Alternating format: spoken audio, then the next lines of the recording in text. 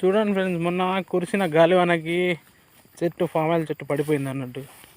ఇదిగో చూడండి, ఇది ఫ్రెండ్స్ ఫామ్ ఆయిల్కి ఎక్కువ వేర్లు లోపల ఉంటాయి అన్నట్టు, పైనే ఉంటాయి అంతే.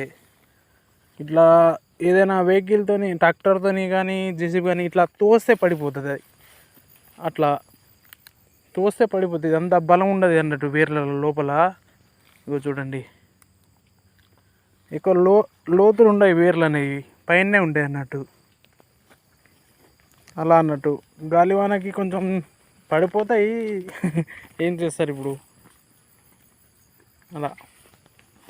ఇక చూడండి, మన గాలివానకి పడిపోయింది ఇది వేర్లు.